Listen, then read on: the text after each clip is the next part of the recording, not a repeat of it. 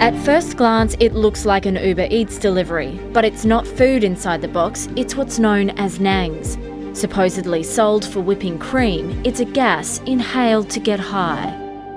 You might also know it as laughing gas, used in medical settings as an anaesthetic. But when abused, it can cause paralysis, psychosis, and even death. Yet it's easy to get hold of. The delivery drivers just dropped off this 3-litre canister to the front door. About an hour ago, we placed an order online. They sent us a message to let us know it was on its way. Then the driver came to the front door and dropped it off. No questions asked. This is what it looks like. It clearly says poison here, and do not intentionally inhale, but people are still willing to take the risk. For Molly Day, that ease of access to nitrous oxide helped fuel a devastating addiction. It was about a 2-minute walk from my house. There's 3 different locations right by me. Any smoke shop and convenience shops, they sell them. It was extremely accessible.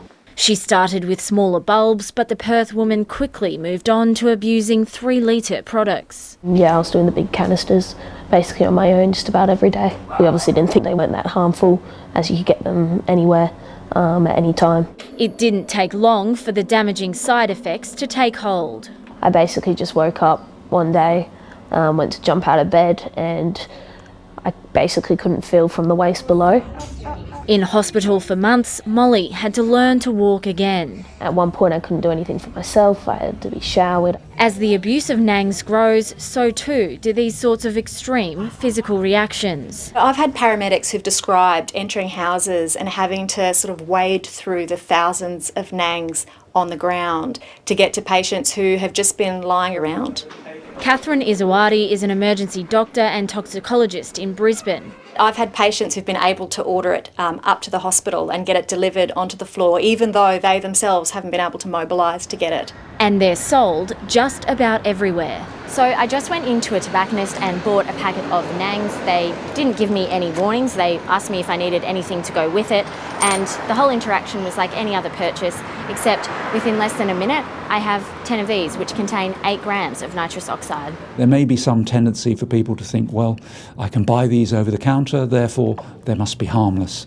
Unfortunately, that isn't the case. Inhalation of nitrous oxide was reported as a factor in 20 deaths over a 21-year period. So these large cylinders, which can be purchased online, certainly present a huge risk for people. Whether that's going to lead to increased use, it seems likely. We're just going to get more of an issue, and it'd be nice if someone made it harder to obtain. It's not illegal to sell nitrous oxide in Australia unless it's believed the customer will inhale it. But Western Australia is about to restrict sales to registered food and beverage businesses. Molly Day hopes the law change in her home state will be the catalyst for national action. You've got to look at me, you've got to look at my story. It's just not worth it. A short-lived high, risking lifelong consequences.